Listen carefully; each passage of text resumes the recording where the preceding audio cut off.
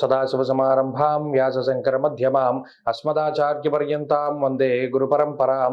జ్యోతిషశాస్త్రాన్ని భావితరాల వారికి ప్రసాదించిన ఋషుల యొక్క పాదపద్మాలకి నమస్కారం చేసుకుంటూ, అలాగే నాకు ఈ జ్యోతిష విద్యను నేర్పిన గురువర్యులు జ్యోతిష బ్రహ్మ కీర్తిశేషులు శ్రీ ఏరంకి సూర్యనారాయణ మూర్తి గారు, సూర్యశ్రీ దైవజ్ఞ గారి యొక్క పాదపద్మాలకి నమస్కారం చేసుకుంటూ, ఓం శ్రీ మహాగణాధిపతి నమః, శ్రీ గురుభ్యో నమః, హరి ఓం.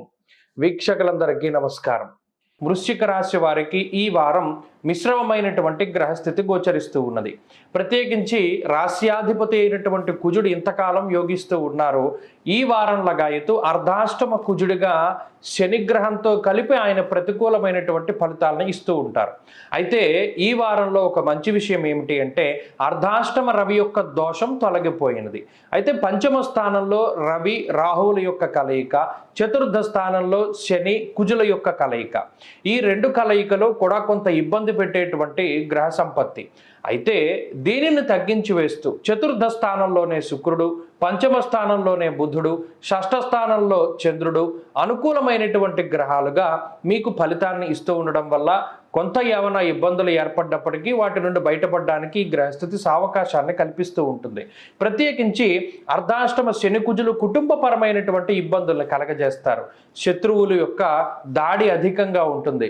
ప్రత్యేకించి కుటుంబ సభ్యులు మీకు సహకరించకపోవడము, మానసికమైనటువంటి అశాంతి అలజడి కొంత అధికంగా ఉండడం, అలాగే ఎక్కువగా ధనాన్ని ఖర్చు పెట్టవలసి రావడం లాంటి విషయాల దగ్గర నుండి కుటుంబ సభ్యులందరూ ఒకచోట కలిసి ఉండి మాట్లాడుకునేటువంటి పరిస్థితులు సైతం ఉండనటువంటి వాతావరణాన్ని శని కుజులు కలగజేస్తారు.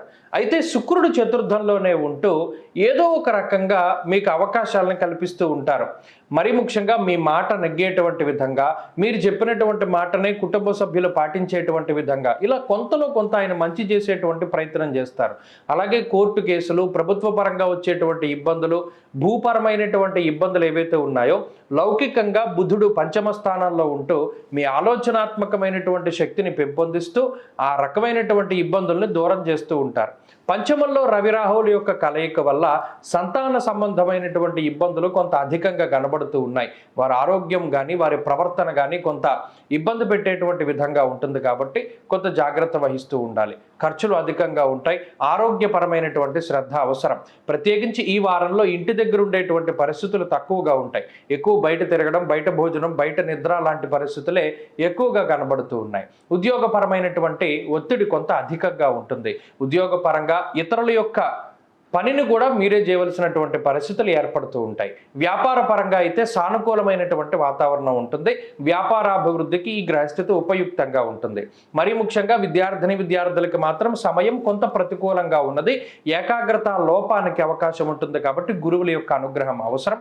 స్త్రీలకు ప్రత్యేకించి ఈ గ్రహస్థితి మానసికమైనటువంటి ప్రశాంతత లేకుండా చేస్తుంది. కాబట్టి అలాగే ప్రత్యేకించి విద్యుత్ వల్ల, అలాగే అగ్ని వల్ల, పనిముట్లు సూదిగా ఉండేటువంటి వాటి వల్ల చాలా జాగ్రత్తగా ఉండాలి. అలాగే 4 కాళ్ళ జంతువుల పట్ల, అలాగే ఆహారం కొంత పాడైపోయినటువంటివి తినేటువంటి అవకాశం ఉంటుంది. కాబట్టి స్త్రీలు చాలా జాగ్రత్తగా ఉండాలి.